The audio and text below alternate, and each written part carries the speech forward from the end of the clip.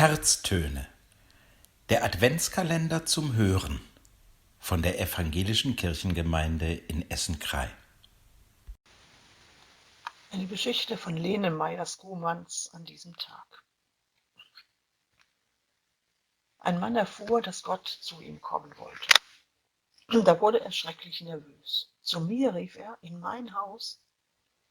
Und er rannte in alle Zimmer. Er lief die Treppen rauf und runter, er kletterte zum Dachboden hinauf, er stieg in den Keller hinab und sah sein Haus mit anderen Augen.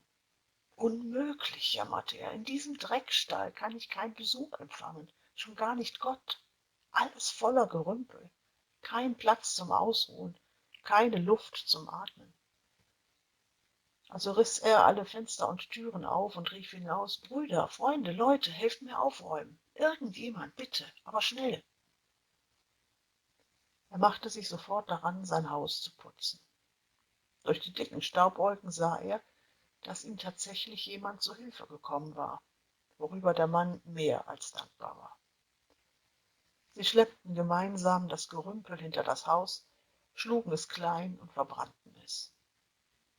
Sie schrubbten die Treppen und Böden, sie brauchten viele Kübel Wasser, um die Fenster zu putzen. Und noch immer klebte der Dreck an allen Ecken und Enden. Das schaffen wir nie, schnaufte der Mann. Doch, doch, das schaffen wir, sagte der andere. Sie plagten sich den ganzen Tag und tatsächlich waren sie spät am Abend fertig. Sie gingen in die Küche und der Mann deckte den Tisch. So, sagte er, jetzt kann er kommen, mein Besuch. Jetzt kann Gott kommen, wo er nur bleibt.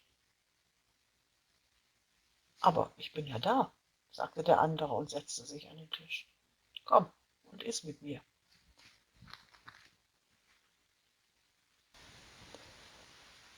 Dass Sie Gott immer wieder neben sich entdecken und spüren, egal was Sie heute zu tun haben, das wünsche ich Ihnen nicht nur heute, an diesem Tag in der Adventszeit. Herzliche Grüße, Ihre Pfarrerin Monika Elzner.